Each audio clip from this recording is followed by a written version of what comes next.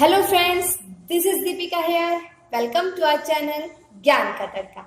सफलता की दाल तभी पकेगी जब उसमें ज्ञान का तड़का लगेगा। देखते हैं हमारे नेक्स्ट साइंस क्वेश्चन जो सीटेड प्रीवियस ईयर दिसंबर 2019 के हैं। तो स्टार्ट करते हैं। First question, which of following statement is are correct? कौन सी स्टेटमेंट इनमें से सही है ये पूछ रहा है। First, iron can replace zinc from zinc sulphate solution. Iron जो है वो जिंक सल्फेट सॉल्यूशन को में से जिंक को रिप्लेस कर सकता है। फर्स्ट। सेकंड बोल रहा है zinc can replace copper from copper sulphate solution. कर सकता है क्या? मतलब जिंक सल्फेट बन सकता है प्रोडक्ट में। या third, copper can replace iron from iron sulphate solution and form the copper sulphate solution. मतलब इसको हटाकर खुद लग जाएगा। तो इन सब को देखने के लिए हमें रिएक्टिविटी सीरीज पता होना चाहिए ताकि हम बता सके कौन ज्यादा रिएक्टिव है। तो उसके लिए हम एक सिंपल सी ट्रिक देखेंगे। जिंक याद रखेंगे हम, और जिंक में ही हमें पता लग जाएगा कौन कितना रिएक्टिव है। सबसे पहले जेड से जिंक, आई से हम आयरन, एन से निकल एंड सी से कॉपर। तो हमें पता लग गया इस तरीके से रिएक्टिविटी है इनकी। आयरन सबसे ज्यादा रिएक्टिव है और iron can replace iron from iron sulfate solution and zinc can replace copper from copper sulfate solution। तो जो जिंक है वो सबसे ज्यादा रिएक्टिव है। उसके बाद आयरन हमारा निकल और कॉपर से ज्यादा रिएक्टिव है। इस तरीके से है। तो जो जिंक है सबसे मोस्ट रिएक्टिव है और रिप्लेस कर सकता है कॉपर को कॉपर सल्फेट सॉल्यूशन से। तो जो हमारा सेकंड ऑप्शन है वो ठीक हो गया, ओनली बी। नेक्स्ट क्वेश्चन देख लेते हैं।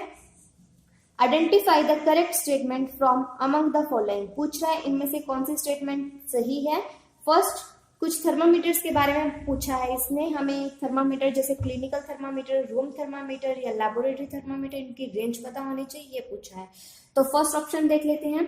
Clinical thermometer can be use to measure the temperature of boiling liquid. तो बोल रहा है क्लिनिकल से क्लिनिक मतलब हॉस्पिटल्स में जो हम यूज करते हैं वो यूज किया जाता है जो बॉइलिंग लिक्विड्स है उनके टेम्परेचर को मेजर करने के लिए, ऐसा बोल रहे हैं। पर हमें पता है क्लिनिकल थर्मोमीटर तो टेम्परेचर जो हमारा बॉडी टेम्परेचर होता है उसके लिए यूज होता है। Second, room thermometer have a range from. जो रूम थर्मामीटर्स हैं उनकी रेंज कितनी होती है वो पूछा है। थर्ड, लेबोरेटरी थर्मामीटर्स, लैब में जो थर्मामीटर्स यूज होते हैं उनकी रेंज 35 टू 42 डिग्री सेल्सियस है। या fourth, the range of a laboratory thermometer is greater than that of a clinical thermometer. तो हमें इनका कुछ पता होना चाहिए तभी हम इस क्वेश्चन को बता सकते हैं। पर थोड़ी सी यदि हम जनरल सा कुछ ध्यान लगाएं, जैसे क्लिनिकल जो हमारे हॉस्पिटल्स में यूज होते हैं तो वहां पर हम बॉडी टेम्परेचर को मेजर करते हैं। हमारा बॉडी टेम्परेचर होता है 37 degree Celsius.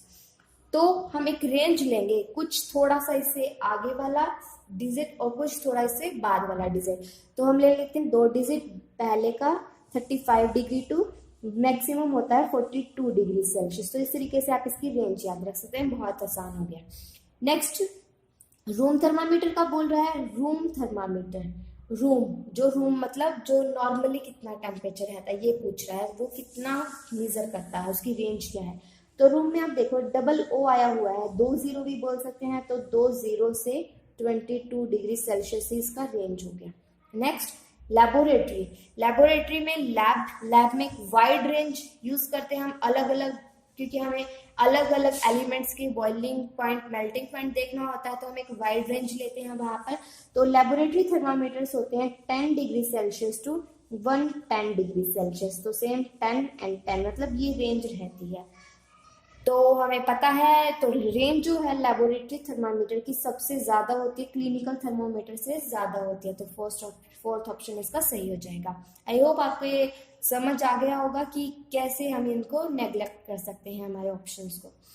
Third, identify the correct statement. तो इसमें भी हमें इनकरेक्ट स्टेटमेंट बताना है, कौन सा गलत कथन है वो बताना है। तो इसमें कुछ ऊष्मीय मान या कैलोरीफिक वैल्यू दी हुई है और हमें कंपैरिजन करके बताना है कि कौन सा ऑप्शन गलत है। तो जो calorific value of first option, calorific value of kerosene is more than कोयल से ज्यादा है केरोसिन का। सेकेंड, कैलोरीफिक वैल्यू ऑफ कोयल की वुड से ज्यादा है। Third, calorific value of biogas LPG से ज्यादा है। या फोर्थ, सीएनजी की जो कैलोरीफिक वैल्यू है वो डीजल से ज्यादा है। कैलोरीफिक मतलब वैल्यू का मतलब है कि वो जलने के बाद कितनी एनर्जी को प्रोड्यूस करता है। तो कैलोरीफिक वैल्यू जो केरोसिन की है is more than that of coal, ये सही है। जो हम तेल यूज करते हैं जैसे पेट्रोल हो गया, डीजल हो गया और केरोसिन हो गया, इन तीनों की ही रेंज ज्यादा होती है एज कंपेयर टू हमारी बायोगैस, कोयल, वुड या काऊ डंग। तो इस तरीके से आप याद रख सकते हैं। नेक्स्ट, जो कैलोरीफिक वैल्यू है कोयला की वुड से ज्यादा होती है, तो बिल्कुल ये भी सही कह रहा है। जो वुड है हमारा उससे ज्यादा ही होती है कैलोरीफिक वैल्यू, वो ज्यादा एनर्जी, ज्यादा हीट प्रोड्यूस करता है। थर्ड, बायोगैस, बायोगैस की जो है वो ज्यादा होती है एलपीजी से, ये बोल रहा है। ये calorific value of CNG is more than that of diesel. तो जो गैसेस हैं जैसे एलपीजी हो गया और सीएनजी हो गया, एक बार थोड़ा सा बता देती हूँ मैं आपको। जैसे एलपीजी है और सीएनजी है, इनकी ज्यादा होती है सबसे। उसके बाद होती है जो हमारे गैसोलीन होते हैं या इथेनॉल वगैरह है उनकी, इथेनॉल, पेट्रोल, पेट्रोल के बाद हमारा केरोसिन, केरोसिन के बाद आता है डीजल। तो पेट्रोल और डीजल को आप याद रख सकते हैं कि पेट्रोल ज्यादा पैसों का मिलता है, ज्यादा प्राइस है, तो उसकी कैलोरीफिक वैल्यू भी ज्यादा है। ऐसे ही जो बायोगैस है वो हमारे काऊ डंग, जो काऊ डंग इजिली अवेलेबल होता है, कम प्राइस का होता है, और बायोगैस थोड़ी ज्यादा प्राइस की होती है, तो उसकी कैलोरीफिक वैल्यू ज्यादा है। कोयल और वुड में से भी देख लीजिए, कोयला थोड़ा सा महंगा होता है वुड से, तो उसका भी प्राइस ज्यादा है, तो कैलोरीफिक वैल्यू भी ज्यादा है। तो आप इससे छोटा सा याद रख सकते हैं कि हम किससे रिलेट करके, प्राइस से रिलेट करके एक ट्रिक बना सकते हैं। तो इसका जो थर्ड ऑप्शन है, calorific value of biogas is more than that of LPG. Biogas की ज्यादा नहीं है, बायोगैस की कम है एलपीजी से, तो थर्ड ऑप्शन सही हो जाएगा, क्योंकि इनकरेक्ट ही पूछा इसने। नेक्स्ट क्वेश्चन देख लेते हैं। A bus travel at a speed of 50 km for 12 minutes and then at a speed of 40 km per hour for the next 18 minutes.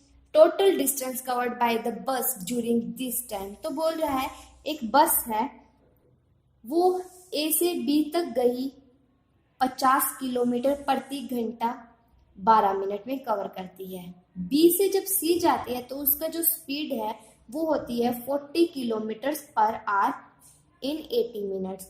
तो पूछ रहा है टोटल डिस्टेंस कितना कवर किया। तो सबसे पहले हम देखेंगे डिस्टेंस का फॉर्मूला क्या होता है, वो होता है स्पीड इनटू टाइम। तो हमें टोटल स्पीड का पता होना चाहिए कि ए से सी कितनी स्पीड है, तो हम यहाँ पे निकालेंगे एवरेज स्पीड।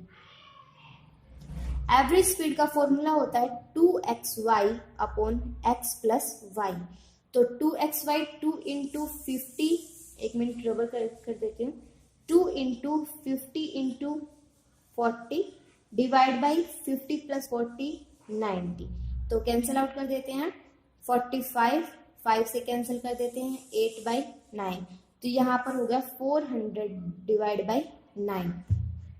अब हमें ये हमारा आया किलोमीटर पर आवर्स, क्योंकि स्पीड दी हुई है किलोमीटर पर आवर्स, और जो हमारा टाइम दिया है वो दिया है मिनट्स में। अब देख लेते हैं टोटल मिनट कितनी है। 18 प्लस 12 हमारी हो गई 30 मिनट्स। अब 30 मिनट्स हो गया मीन्स हाफ आवर। तो अब हम देख लेते हैं जो डिस्टेंस है वो होगी, हमारी स्पीड आई थी 400 divide by 9 into 1 half hour. तो यहाँ पर किलोमीटर पर आर, आर से आर कट जाएगा, यहाँ पर 200 डिवाइड बाई 9 आ जाएगा। तो इसको जब हम सोल्व करेंगे तो हमारा अप्रोक्सीमेटली 22 किलोमीटर्स होगा। तो नेक्स्ट क्वेश्चन देख लेते हैं। Identify the incorrect statement from among the following. हमें इनकरेक्ट स्टेटमेंट बतानी है, कौन सा गलत कथन है इनमें से। First, the motion of earth around its axis is periodic motion. जो पृथ्वी की अपने कक्ष पर गति है वो आवर्ती गति है। Second, the motion of light is rectilinear motion. तो लाइट का मोशन, जो लाइट प्रकाश की गति है वो एक सरल रेखीय है, मतलब सीधी चलती है। Third, the motion of plugged string of a sitar is oscillatory motion. बोल रहा है जो सितार के अंदर एक स्ट्रिंग होती है वो ऑसिलेट करती है, जैसे ऑसिलेशन इस तरीके से करती है, टू एंड फ्रो मूव करती है। या फिर fourth option, all periodic motion are circular in motion. जितना भी पीरियोडिक मोशन है वो सारे सर्कुलर मोशन में होते हैं। तो जो देख लेते हैं, जो हमारा motion of earth around its axis is periodic motion. सही कह रहा है, जैसे ये एक्सिस होगी, इसके अराउंड अर्थ मूव कर रही है, रोटेट कर रही है, तो ये हमारा पीरियोडिक मोशन है। सेकंड, लाइट एक सीधी रेखा में जाती है, ट्रेवल करती है। तो जो लाइट होती है उसका नेचर होता है particle nature plus wave nature. तो वो एक सीधी रेखा में नहीं जाती, सरल रेखीय नहीं होते। जैसे वेव है हमारी, वो इस तरीके से मूव करती है, तो इसी तरीके से इसका ट्रांसवर्स नेचर भी होता है। तो सेकंड ऑप्शन आपका राइट आंसर होगा। नेक्स्ट देख लेते हैं, Which of following statement is a correct regarding image from its plane mirror?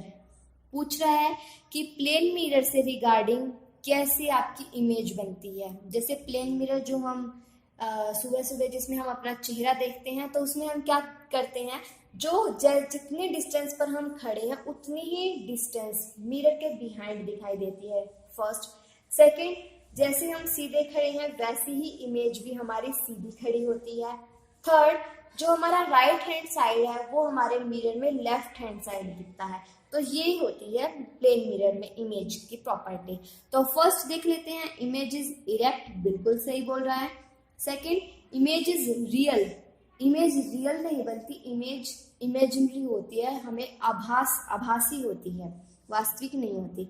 Image laterally inverted है, सही बोल रहा है कि जो हमारा राइट हैंड साइड है वो हमें लेफ्ट दिखेगा। एंड इमेज साइज भी सेम होता है, जितना हमारा साइज है उतना ही हमारी इमेज का साइज होता है मिरर के अंदर।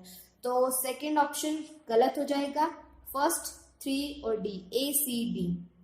तो सेकंड ऑप्शन राइट होगा। नेक्स्ट क्वेश्चन देख लेते हैं। आई होप आपको ये क्वेश्चन समझ आ रहे होंगे।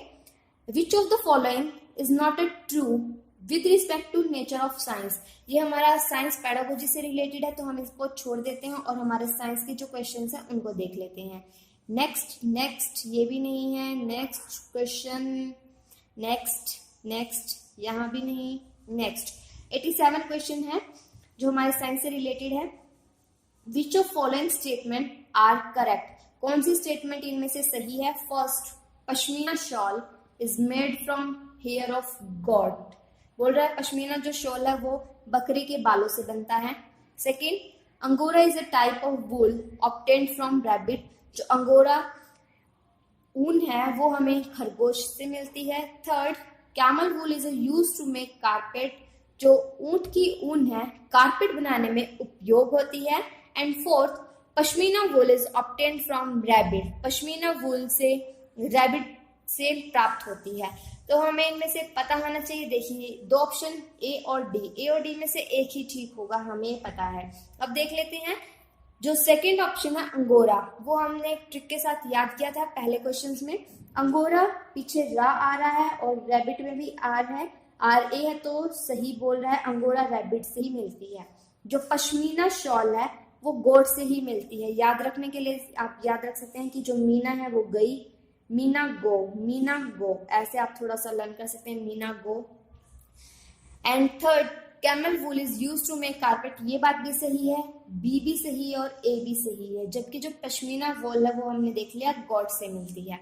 तो ए बी सी तीनों ही ऑप्शन करेक्ट है, पर हमारा ऑप्शन 2 का पेयर्स है, A C, A B, B C and C D. तो हमें करेक्ट जो ज्यादा आपका एनसीईआरटी ने बताया है वो हम देखेंगे। तो जो एनसीईआरटी में बताया है वो ए और बी ऑप्शन के साथ जाती है। सी ऑप्शन बिल्कुल सही है, पर एनसीईआरटी में इसका कहीं भी मेंशन नहीं किया गया है इसको, तो इसलिए हम आंसर जाएगा सेकंड, ए और बी के साथ। नेक्स्ट क्वेश्चन देख लेते हैं। Identify the animal on the basis of features listed below. तो हमें जो फीचर्स दिए हुए हैं नीचे, इनके आधार पर किसी जंतु को पहचानना है। फर्स्ट, लॉन्ग बैकबोन, जो रीढ़ की हड्डी है वो ज्यादा लंबी हो। सेकंड, मैनी मसल्स, बहुत सारी मांसपेशियां हो। Third, body curves into many loops for moving forward, body curves करती हो और बहुत सारे लूप बनाती हो, इस तरीके से कुछ लूप्स बनते हो और आगे की तरफ मूव करती हो।